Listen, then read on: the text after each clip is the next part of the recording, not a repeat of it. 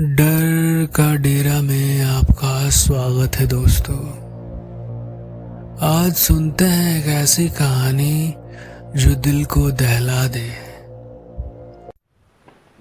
कभी कभी कुछ कहानियां समय के साथ दफन हो जाती हैं, लेकिन समय उन्हें मिटा नहीं सकता, क्योंकि वो कहानियां सिर्फ कहानी नहीं होती बल्कि बदला होती है, साफ होती है, और कुछ ऐसा डर जो मरने के बाद भी जिंदा रहता है।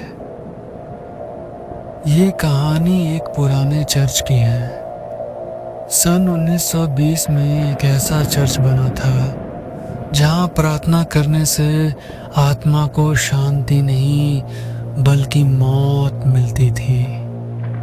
इस चर्च का नाम कोई नहीं जानता था, लेकिन लोग आज भी इसे भूतिया चर्च कहते हैं। फादर डोमिनिक चर्च का पुजारी 30 सालों से वही है, शांत, गंभीर, लेकिन उसकी आंखों में कुछ राज छिपा है। सिस्टर अगाथा चर्च की नन है जो सफेद गांव में रहती है। बहुत कम बोलती है, लेकिन वो रात को कभी कभी गीत गुनगुनाती है। अर्जुन मेहरा कलकत्ता से आया एक लेखक जो असली डर की खोज में निकला है। रोजलिन एक मासूम 10 साल की लड़की जो चर्च में हर रविवार को आती है अपनी माँ के साथ, लेकिन एक दिन वो अकेली लौटती है। 1850 में ये चर्च बना था। अंग्रेज मिशनरियों ने बनाया था, लेकिन इससे पहले इस जमीन पर एक आदिवासी कब्रिस्तान हुआ करता था। कहा जाता है उस जमीन को बिना अनुष्ठान के ही खोद दिया गया था, और तब से ये चर्च कभी पवित्र नहीं रहा। 1862 में चर्च के पहले फादर ने आत्महत्या कर ली थी। 1870 में पहली बार चर्च की घंटी खुद ब खुद बज उठी, जबकि वहां कोई नहीं था। 1899 में पूरे गांव में प्लेग फैल गया, लेकिन सिर्फ चर्च में रहने वाले ही बचे। 1903 में एक नन ने चर्च के तहखाने में खुद को जिंदा जला लिया। लोगों का कहना है कि वो आत्मा आज भी चर्च में अपने जलने की सजा भुगत रही है। अर्जुन मेहरा जो पुरानी जगहों और लोक कथाओं पर किताब लिख रहा था, अब इस चर्च में रिसर्च करने आया है। उसे एक कमरा दिया गया चर्च के पिछले हिस्से में, जहां कभी नन अगाथा रहा करती थी। अर्जुन को उस कमरे में एक पुरानी धूल से भरी डायरी मिलती है। कवर पर नाम नहीं, बस एक जलने का निशान है।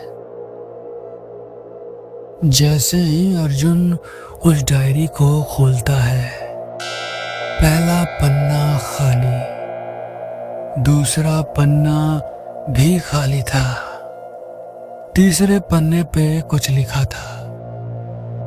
मैंने ईश्वर से माफी मांगी थी, लेकिन मुझे कोई माफी नहीं चाहिए, मुझे न्याय चाहिए। अगर कोई इस डायरी को पढ़ रहा है तो चर्च से अभी भाग जाओ, वरना अगले तुम हो। उस रात अर्जुन जब सोने जाता है तो खिड़की से उसे एक बच्ची की आवाज सुनाई देती है। पापा, पापा, मैं डर रही हूँ। अर्जुन दरवाजा खोलता है, लेकिन बाहर कोई नहीं था। तभी उसे अपने पीछे आईने में कोई चलता हुआ दिखता है। एक सफेद गाउन में एक नन, लेकिन उसका चेहरा नहीं दिखता है। वो पलट कर देखता है, कोई नहीं।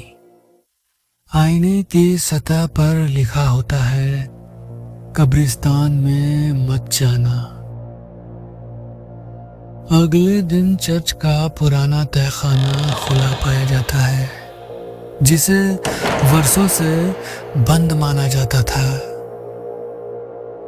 फादर डोमिनिक गुस्से में अर्जुन से कहते हैं, उस दरवाजे को खोलने की इजाजत नहीं है किसी को।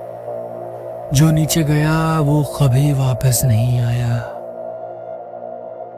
अर्जुन डर जाता है, पर उस डायरी में तहखाने का जिक्र बार बार आता है। सच्चाई वहीं दबी है जहां से चीखें बाहर नहीं आती।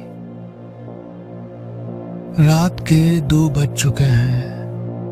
अर्जुन हाथ में टॉर्च लिए अकेले चर्च के पुराने तहखाने की ओर बढ़ता है। दरवाजा अपने आप ही चरमराता हुआ धीरे धीरे खुलता है और अंदर से आती है सड़ी हुई मांस की गंध और ठंडी हवा की लहर। अर्जुन धीरे धीरे नीचे उतरता है। सीढ़ियां लगभग टूटी हुई हैं। दीवारों पर काले निशान हैं और दीवारों में जगह जगह नाखूनों से खरोचे गए चीखते चेहरों के निशान हैं। वो जमीन पर रखे लोहे के दरवाजे तक पहुंचता है। उस पर लिखा होता है, रोजलिन 1866 से 1920। डायरी का आखिरी हिस्सा तहखाने में छुपा था। अर्जुन उसे उठाता है और पढ़ने लगता है। मैं रोजलिन एक मासूम बच्चे थे जिसने फादर डोमिनिक से मसीहा की प्रार्थना सीखी थी, लेकिन उसने मुझे पवित्र नहीं अपवित्र बना दिया। मेरी चीखें इस तहखाने में गूंजती थी। उसने मुझे मार डाला और सबूत छुपा दिए। अर्जुन के हाथों में डायरी जलने लगती है। तभी तहखाने की दीवारों से प्लास्टर झड़ता है और वहां दिखती है एक बच्ची की जमी हुई लाश।